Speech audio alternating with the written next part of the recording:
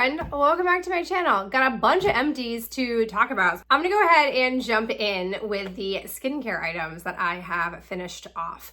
I definitely feel like I've just gone through this tidal wave of using up a bunch of products that I had been working on for some time. Namely, I will tell you, cleansing balms. I used my two favorite cleansing balms up. I have the Clean It Zero from Vanilla.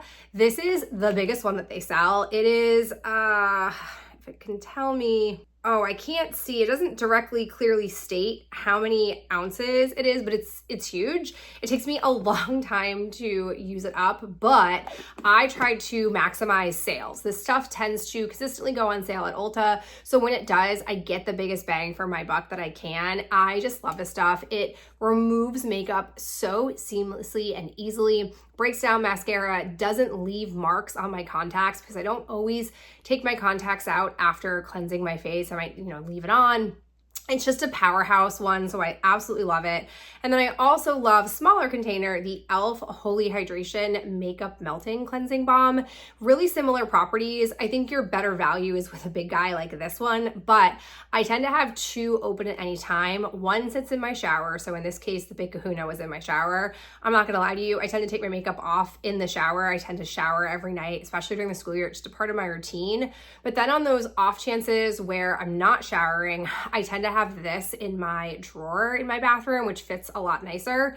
And this is where I'll use that. So they each have a purpose. I like to have them both, but I also love trying cleansing balms. So I'm always looking to see if there's anything that will kind of take these out of the top seats, but nothing has really done that yet. The other cleansing balm that I used up is from Verse. This was a sample that I received.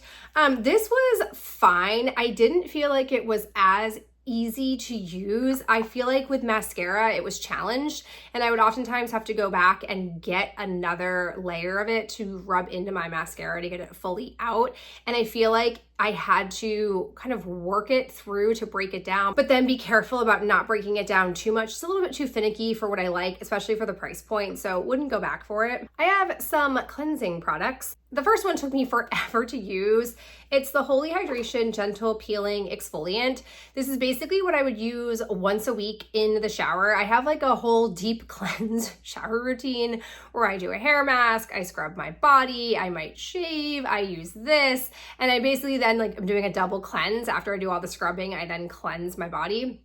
This is super nice. It's very gentle. It does feel like it makes a difference to my skin. I have since repurchased it. It's just a good one. I don't know any other ones that can do this at this price point, so I keep buying it. Other cleanser that I used is a surprise. It's from Lancome. It's the Creme Radiance. This is the gentle cleansing creamy foam with rose and lotus flower extracts. So my mother purchases Lancome mascara. I think she uses the bifacial remover as well. And so she gets all these freebies that she doesn't really use. So she gave me, the last time I saw her, a bunch of them, and I tried the skincare, like the moisturizer, even though it's dumb expensive, and it was too rich for my skin. It caused me to break out, had to use it as a neck cream. So then I had this and I was like, oh, I don't know if I should use it. And finally I was like, I just need to try them. And if I don't like them, I'll throw them away. And if I do like them, I just want to use them because they're getting older. And I have to tell you, I really like this as a really beautiful way to clean my face but not strip it. It is a really lovely cleanser. It does foam up quite nicely, and in the scope of Lancome, it's not super expensive. I'm not adverse to spending like in the $30 to $35 price point for a cleanser, and so I'm definitely gonna check out the next time they're doing like an Ulta sale, or if I have a 20% off coupon, I might look into buying this. I have one more sample like this that I'm currently using, and I'll sort of see how I feel after it's out of my routine, because I can't use something continuously. I have to constantly shake it up or my skin gets used to it, which is annoying, but this was a pleasant discovery and I do like it. Last one that I have is the La Roche-Posay Toleriane Purifying Foaming Cleanser. This was fine. Nothing that really stood out to me or things that made me want to buy it. So I'm happy that I used it, but nothing super great for me. I have my Daytime Eye Cream, which is the super inexpensive Good Molecules Yerba Mate a Wake Up Eye Gel. This stuff is great. It is so nice for my very dry under eyes. It is less than $10, which I love, so I continue to buy it, and it helps me not have to spend so much on eye creams because I do love the Belief True Eye Aqua Bomb eye cream, but she's mad expensive, and it's really good to be using at night, so I'm able to reserve that for that time and make it last a lot longer, but this stuff is awesome, and I keep buying it over and over again. I have another one of the Bubble Super Clear Blemish Prevention Serum 2% Salicylic Acid. My skin likes this, but in classic fashion, I feel as though the packaging could be a bit better. I have to store this upright pretty early in its life or it stops being able to pull out product effectively. I don't love the finickiness of packaging like that, but the problem is it doesn't actually have a full straw. It just has this kind of mechanism, which I think just makes the whole thing a bit more challenging, but I like the product a lot, and it's not as much of a fuss as the snail mucin, was it the snail mucin one that I would have to really like shake to get out? The pump is fine, it works until the very end as long as I store it upright. So I'll probably buy it again, but again, like my cleanser system, I have to switch out different ones, so I will take a pause on this and then purchase it when I use up the current serum that I have. I have this item from Prequel. This is my struggle with Prequel, in that I've wanted to try Prequel for a while, but I don't believe Prequel is actually made for my skin type. I think they lean more towards the dry, normal, sensitive skin, which I am not necessarily normal. I'm more of a neutral, sometimes oily, acne prone kind of skin. So I bought the little holiday kit that they had. I couldn't help myself. It had two things. It had their two hero products, their glycerin cleanser, and then this, the Urea Advanced Relief 10% Urea Moisturizing Milk for face and body. No, it was not good for my face. It caused me to break out because it was too moisturizing. I was then using it as a neck cream, and I said to myself, I'm gonna have this forever. I don't wanna use this forever as a neck cream. I don't really like to apply neck cream anyways. I'm only ever doing that when I can't use it on my face.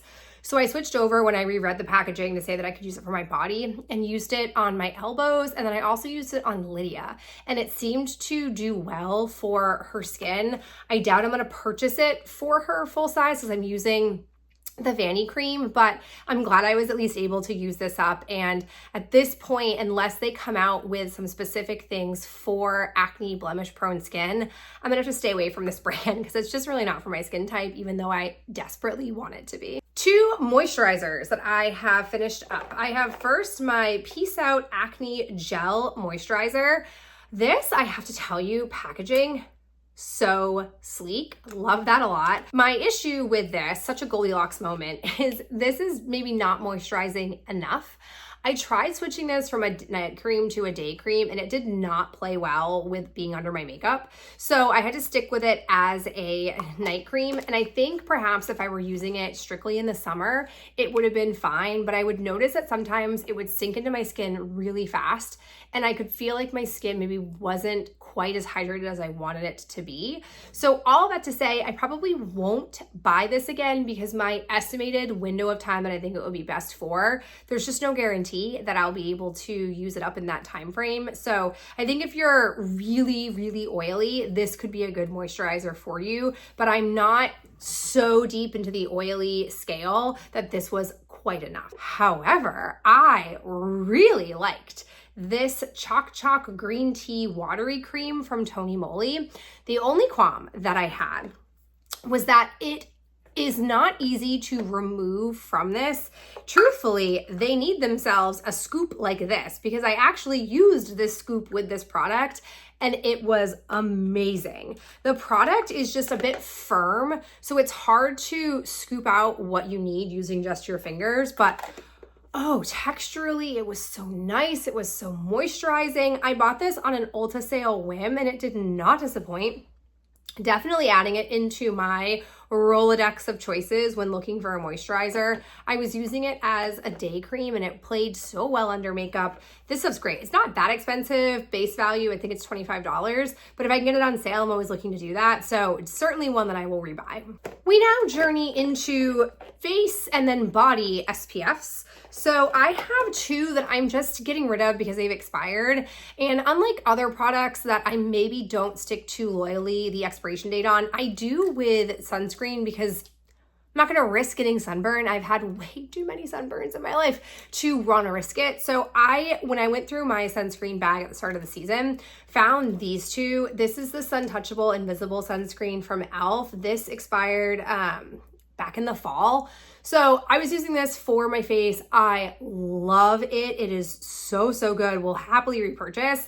And then I also have the Supergoop Resetting Refreshing Mist. I like this to use in the summer when I put makeup on. It's not super common that I put a lot of makeup on in the summer months while I'm out and about in the sun, but when I would do that, I liked this. However, e.l.f. duped this, and that's why this expired on me, because I bought the e.l.f. one, used that one up, and would happily repurchase that over this. So both of these are definitely good, but e.l.f. has dupes of all of this stuff because this also is clearly a Supergoop item, and I love them, so I'll buy those. Speaking of, I've got a sample. I've got the Suntouchable Invisible Sunscreen. This is, again, so good. Use it on my face, love it a lot. Can't wait to have more of it. I also tried the Vacation Classic Lotion SPF 50, which I do appreciate that SPF level. This is fine. This to me is like, it says classic sunscreen. It's a classic sunscreen experience, which I don't like. I don't like putting sunscreen on. It is such a nuisance. I was essentially scarred as a child because I'd have to put sunscreen on all the time and it sucked because I was so pale. I got burnt a ton. I don't love it. So I, as an adult, know that sunscreen is important, but want it to be an easy experience and for it to be like enjoyable as a sensory experience. So there are two that I have that I like a lot better. The first is Sunbum. This in general is very good. Only kind of weird thing about Sunbum is I feel like it tends to separate. There's some kind of like sparkly oilish stuff in here that I gotta shake it back together often, but I'm testing out this year. I didn't wanna buy separate kid sunscreen, and this is why I've gone through one so quickly. I'm using it on my kids. It seems to play well with their skin, which is delightful. So we've gone through one, and then my kids don't like the smell of this one, so I'm using it. It is the Kula Classic Body Sunscreen. This was in droves at TJ Maxx Marshalls last summer. And the expiration on them wasn't for 2027. So I bought a lot at the end of the season, even though I'd had it all summer. At the TJ Maxx Marshall price, I would absolutely buy this all the time, but not at the full price. That's a bit too much for how frequently I go through sunscreen. The Guava Mango scent is fine. I agree with my kids. I don't particularly love it. If I could get it scentless, I would. But with both of these, I like that I can rub them in easily. It feels like I'm rubbing in body lotion texturally, which is nice, and it dries down fast, which I also appreciate. So would recommend both of these to you. All right, that was a lot. Let's do some hair. So we know it's hair curling season, which means I am blowing through my back stock. I used up 2 of the wave sprays. Don't like this packaging. Don't think the reformulate was great, both packaging wise and product wise. It's not as foolproof as it once was, but it's getting the job done better than anything else for longevity. So when it was on sale at Ulta for half off, I'm so glad I stocked up. I am down to my last 2 or 2.5 bottles of it. So I'll probably deplete it by the time hair curling season is finito. And then I also have the 2 other ones that I was trying from Eva NYC, the salt-free wave spray, which they also reformulated. They kind of rebranded themselves. And I didn't love this stuff as much. One, the pump, the sprayer is once again, crappy. I don't know why when we reformulate the packaging, it needs to be a lesser sprayer. And then 2, it doesn't hold all day. So over the course of a day at school, my classroom for the last 3 weeks of the school year was at a nice breezy 80 degrees. So we were just sweating all day. It was miserable. Even though I had box fans, they were doing nothing for the cause. These could not stand up. Like my hair would essentially lose its curl and just sort of frizz out, which wasn't cute. None of it was cute for the last few weeks of school. So I'm glad I prioritized using it because I was just thinking to myself, well, it's school. I don't necessarily care by, hour 6 if I'm not looking super fab. And so I wanted it just to be used up, but I won't buy these again, which means I'm down to just the wave spray, which is expensive, but it is what it is. It was the Bravery deep conditioner.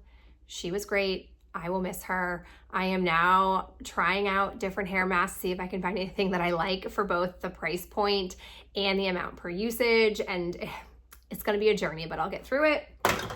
And then I have my favorite Briogeo Scalp Revival. When I purchased the tubs during the 21 Days of Beauty, there was some kind of extra bonus where you got a little kit sent to you as well. This was a part of it, so I got even more of this shampoo. I love it. I think it's having the most impact on my scalp issues, especially this time of year where I'm putting a lot of product every day when I scrunch my hair like this, that it can build up really easily. So I'm using this stuff quite frequently and it does make my scalp feel refreshed, like a breath of fresh air, brings it back down to 0. So it's pricey, but if I can get it on sale, I will keep buying it. Ooh, let's take a beat and talk about kid empties. I have 2 of these lavender scented bathtub finger paint soaps. They came out with a bunch of these at my local CVS around Easter, and then they mad discounted them, and I bought a bunch. The lavender scent is just words. There's no actual scent to these, and they're really fun for my kids to play in. We also have really gotten into what we like to call gloopy gloppy paint, which are these. They're the Crayola body wash pens. We don't use these in any way that they're marketed for. We don't use them as body wash. We don't actually use them as a pen. I just take the top off and squirt some in the way I do the regular paint. And that's why my kids call it the gloopy gloppy paint, because it is texturally different. They like to mix it with the regular paint. I wish I could just find these in a bigger tube or tub that we could play with. I get these at Dollar Tree. It's not the best price point per usage, but again, I can't use bubble bath. I can't use bath bombs, any of the other fun stuff that kids can use in baths because of their eczema. So this does the job. I'll keep buying them. And then because it is the summer, we are doing tons of bath washing. So I have the new and old packaging of the Eucerin Eczema Relief. I should say this is the old, this is the new packaging. This is the best stuff for body wash for them. It's expensive. I try to coupon it when I can.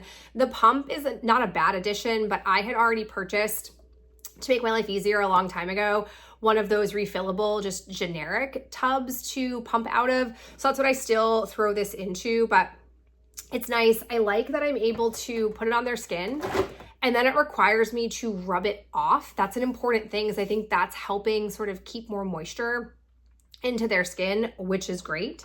And then I also have the Cetaphil Daily Facial Cleanser. For a time, they were struggling with eczema on their cheeks, and this, according to their dermatologist, was going to be helpful. So we used this up. That has since cleared up, and so we don't use anything on their face now aside just a washcloth and water to wipe their face. But that was a nice tip from our dermatologist. And then we have the Vanity Cream Daily Facial Moisturizer that we use on their face, and it really, this is probably the best round we've had of spring, summer. The transition from winter into spring is really tough on Lydia's skin. And so I think we've kind of cracked the code by using all of these things. All right, let's go back to me and body care. I have 2 non-Bath & Body Works shower gels to discuss. The first is from Dove. They came out with a Bridgerton collection, which was beautiful, but oh my gosh, the scents were fabulous. I wanted to buy them all and I had to show so much restraint. If I had found these on a clearance aisle, I would have bought them all, but I did not. They had just hit the shelves. Oh, it's so good. This one is Whispering Wisteria, and it basically is lilac. It's just fresh cut lilacs from Bath & Body Works. And like the packaging on the back, listen to this. Dearest gentle reader, bask in the royal treatment with this effervescent and elegant floral scent that leaves your skin with a radiance befitting a queen. Yours truly. Crush. They just crush this so good. The scent, was fab. The formulation, it was okay. I feel like it was definitely a formulation that is meant to be used with some kind of loofah because it didn't necessarily have a lot of body. Like I'd put it into my hand and then I would go to put it on my body and it would kind of slosh around.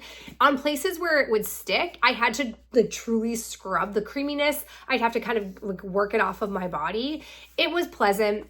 I don't think I'm going to be converted to these as opposed to Bath & Body Works. I like that formula a little bit better, but the scent, so good. Packaging, 10 out of 10. This was great. I really am glad that I came across it randomly at Target one day. Other one that I have is from Tree Hut. It's the Pink Hibiscus Foaming Gel Wash. This was super discounted at Ulta. I think it was less than $4.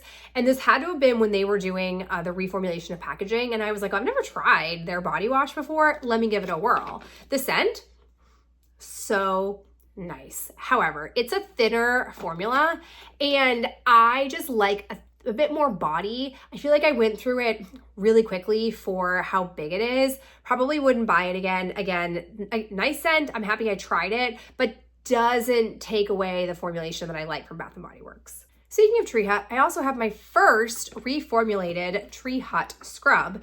This is in Twinkling Tulip. I was nervous when they did a whole rebrand. I didn't want them to change the formula. And I'm happy to report it is still the same formula. It still gets a whole layer of skin off of your body, which I personally am here for. It had sparkly, glittery stuff in it, which I didn't love that part because it would stick to the bottom of my tub and I really didn't stop having a shimmer until I went in and scrubbed my tub when it was bathroom cleaning day. But scent was good. Happy to report I will keep using these. I surprisingly loved a lot of the floral scents that they came out with in the collection. I bought basically all of them when they first dropped, assuming I would definitely return a couple of them. No, I kept them all. I loved them all. They were great. Other scrub is the Brazil Nut Body Scrub from Trader Joe's, which I, of course, am infatuated with. Stuff smells good. It's so scrubby. I wish Trader Joe's would always use this scrub base in different scents. Their scrubs are not all built the same, so this is the only one that I actually really trust and consistently buy and like. Two body products that I am decluttering, they're the anti-chafe sticks from First Aid Beauty. I have gotten these in two separate like gifts with purchase or like collection sets. I just don't use this. I don't necessarily know if it's a problem that I really have, slash if when it does pop up, I don't think of these. So they've just sort of sat in the hoarding closet and I'm tired of it. So they're being decluttered. I've also got the Gold Bond Age Renew Retinol Overnight Body and Face Lotion. Did not use this on my face, just on my body. It was fine. Gold Bond is fine, but it's not the sensory experience I want, so I'm gonna stick with Bath & Body Works. And then interesting plot twist to close out this category. I have this sample. It's the Miss Popular Body Scrub from Lather and Giggle. Here's the stitch. Essentially, as you know, Fortune Cookie Soap closed. Devastating, sad news. Recently, like in the last 2 months, this Lather and Giggle post popped up on the Fortune Cookie Soap pages. I forgot that I was even still following them because I had mourned them already and moved on. And I thought for sure that it felt like some kind of spammy AI-esque post because there was no credible announcement. There was nothing from Fortune Cookie Soap owners saying, hey, we've sold the brand or we've sold everything to this other company and they're taking it over. So I was skeptical. I wasn't sure. I kind of just ignored it because there were other comments when I first saw it of people asking the same thing and there was no clear definitive answer. Well then, we returned from vacation and there is a box. I don't recall ordering anything. I opened the box and it is this whole note from this company, now known as Lather and Giggle, basically saying, hey, we purchased Fortune Cookie Soap. We want you to, give us a chance. We're not the exact same kind of brand, but da-da-da-da-da, here are some things. Very nice. I tried them. I was curious. Happy to report their scrub, nice and scrubby. It was delightful. This scent, not my jam. I'm gonna keep trying the different scents that they gave, different products that they had, because it seems like they purchased some of their scents and also some of their formulas on top of buying customer information. How else would they have my information? I'm gonna let that go though. So it was interesting. I've never heard of them. If you've heard of them, I'd be curious what you know, but A very interesting marketing technique, and you will see me start to roll these out because I wanted to use them up as quickly as possible so I don't have all these small samples kicking around. Okay, final bits and bobs to do are nails. This is fun fact, the longest I've gone without making an order from Impress. I just am not impressed with what they are offering these days, and I just wanted to sort of deplete my backstock. So the first ones that I have are the 4th of July nails that I've had for a while, called Vacation Mode. Why they're called that when they're 4th of July nails, I don't know, but they were white base nails, and then they had American flags, and then they had blue with silver stars. I actually haven't used all the accent nails, even though I've worn these twice through, so I've saved them. It's not something I do very often, but truthfully, a white nail is easy to come by in the Impress world. So I figured rather than buying another box of 4th of July nails, I could just save those accent nails, buy a box of whites, and just be able to go forward. So that's what I'll do next year. I also have these ones called Heartquake. I've had a lot of boxes of these. They're just a very pretty silver purple nail. I have these, which are currently on my nails right now. These are the All Day Long. I love how thin the French tip is for these. I feel like they make my fingers look a little bit longer, which is nice. I've got these ones. I have a few boxes of these. They're called Soft Petals. They're a pink French nail with the silver bows, which I think are super cute. I've got these called That Summer. I feel like there was an accent nail, but I can't remember what it was. And then I lastly have these, the Shinin'. These were just like a bit of a slight twist on the French nail. And then I have 2 Kiss brush-on glues. I have to say, I don't think this is where it's at anymore. I might have been turned on to the Dollar Tree nail glue. We'll talk about that when it comes up in an empty, but this stuff just, I don't think has been great. And then I really liked the LA Colors Ultimate Hole Brush On Nail Glue, way better than Kiss, but you can't consistently find this. You can't buy it online. It's allegedly at Five Below, but the 1 or 2 times I went to Five Below looking for it again, I didn't find it. So I'm not getting married to a product that's hard to come by, so I can't say I'm a loyalist to it, but I'm telling you, the stuff that they're doing at Dollar Tree with their glue, I'm here for it. All right, that was a ton of stuff that we've used up. Thank you so much for staying here with me while I chat through all of it, and I'll catch you in my next video real soon. Bye.